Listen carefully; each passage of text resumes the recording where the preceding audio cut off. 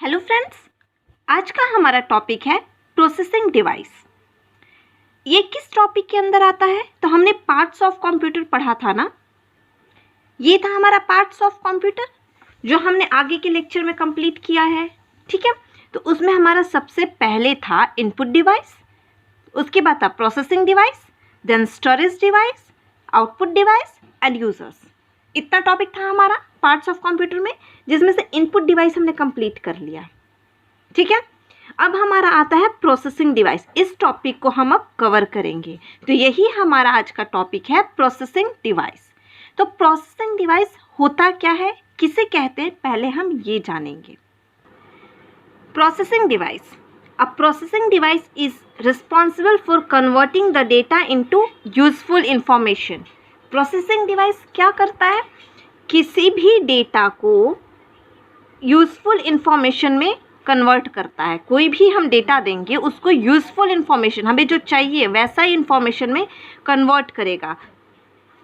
यहाँ हिंदी में देख लेते हैं। प्रोसेसिंग डिवाइस कंप्यूटर का वह भाग है जिसके मदद से यूज़र के द्वारा इनपुट किए गए डेटा को प्रोसेस किया जाता है। जिस डेटा को हम इनपुट में देंगे उसको प्रोसेस करता है कौन?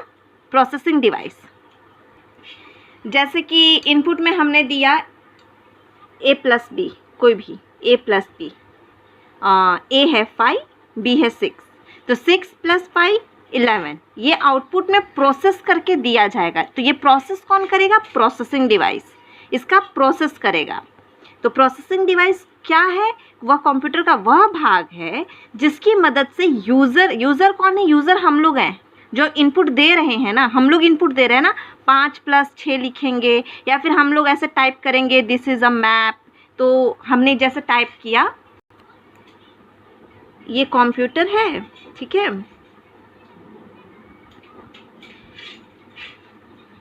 और ये हमारा कीबोर्ड है। यहाँ पे बहुत सारे बटन्स होते हैं, ठीक है, ऐसे माउस होता है एक, और यहाँ पे सीपीयू होता है, ठीक है, इस तरीके का होता है कुछ, ठीक है। ये हमारा कंप्यूटर है।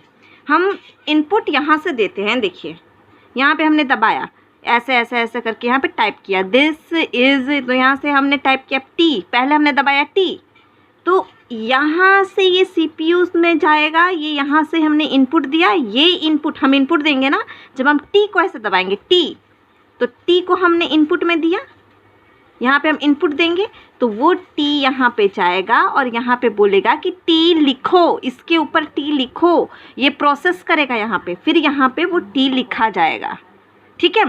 तो हम इनपुट देते हैं, सीपीयू उसको प्रोसेस करता है। प्रोसेसर में जितने होते हैं ना, जो भी चीज़ प्रोसेस करता है, इसके अंदर जो है वो प्रोसेस करेगा कि करना क्या है, वो बताएगा कि करना क्या है। टी लिखना है यहाँ पे, तो वो कोड भेजेगा अपने लैंग्वेज में, अपनी भाषा में समझाएगा।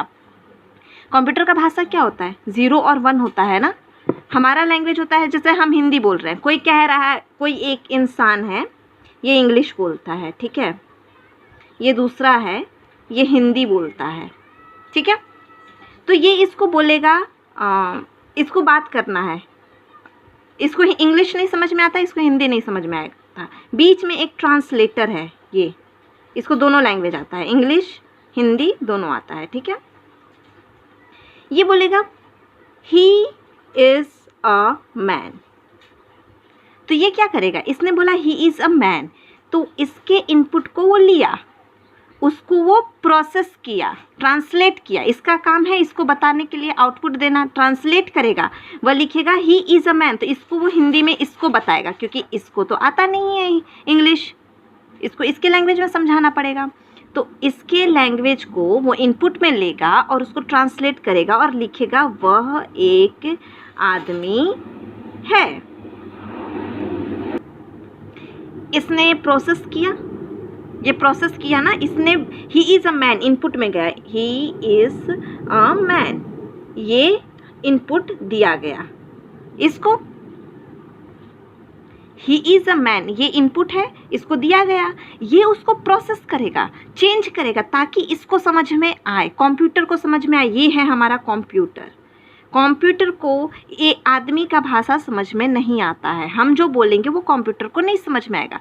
बीच में कुछ होगा जो सब कर कर के बताएगा कि ये क्या कह रहा है करने के लिए, ये करके बताएगा, प्रोसेस करेगा ये।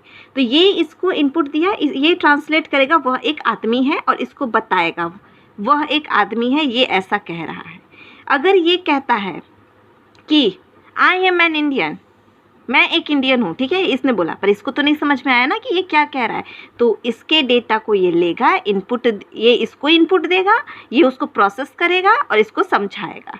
तो वैसे ही ये जो प्रोसेस किया ना, तो ये प्रोसेसर हुआ जो प्रोसेस करता है। ये बोलेगा 4+3 क्या होगा बताओ, 4+3 कर रहा है, मुझे 4+3 चाहिए, तो ये इसको देगा, ये 4+3 करेगा और इसको बताएगा। जैसे कि कंप्यूटर को दे देगा, यहाँ पे डिस्प्ले करेगा 4 और 3 जो तुम जो बोले वो 7 है, यहाँ पे डिस्प्ले कर देगा, ठीक है।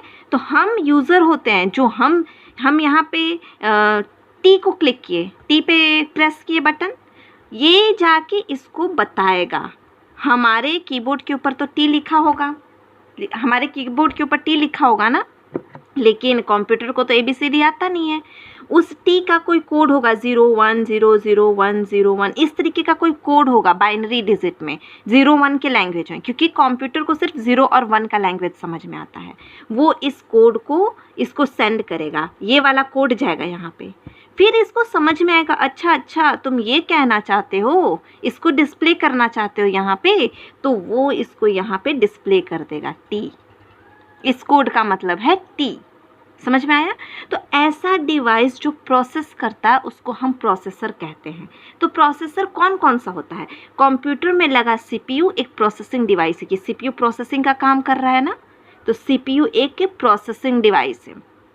CPU को कंप्यूटर का ब्रेन कहा जाता है। दिस इज़ मोस्ट इम्पॉर्टेंट, ये क्वेश्चन में पूछा जाता है, क्वेश्चन एग्जाम में पूछते हैं कि कंप्यूटर का ब्रेन किसको कहते हैं, मस्तिष्क, कंप्यूटर के मस्तिष्क किसको कहते हैं, CPU को।